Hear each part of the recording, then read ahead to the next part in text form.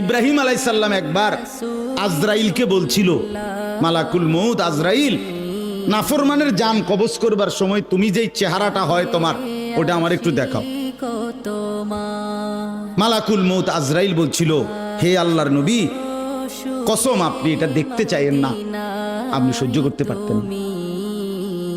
ইব্রাহিম আলাইহিস সালাম বললেন, না মা আজরাইল, আমি এটা দেখুম, তুমি আমারে দেখাও একটা নজর।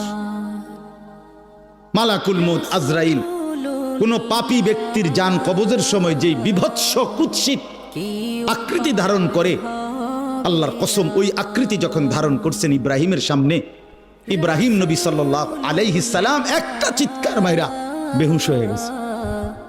লম্বা সময় পরে যখন হুঁশ আসছে, আমি নিজে পড়ছি কিতাবে, আরবি কিতাবে, ইব্রাহিম আলাইহিস সালাম আল্লাহকে বলছে, আল্লাহ আপনার জাতের কসম মাওলা, কোন নাফরমান পাপী তার কবরের আযাব, আখিরাতের আযাব, জাহান্নামের আযাব কিছুই লাগবে না, শুধু মালাকুল মউত আজরাইলের এই বিভৎস দৃশ্য যদি সে একবার দেখে, তো তার 60 বছরের নাফরমানির শাস্তির জন্য এটাই যথেষ্ট।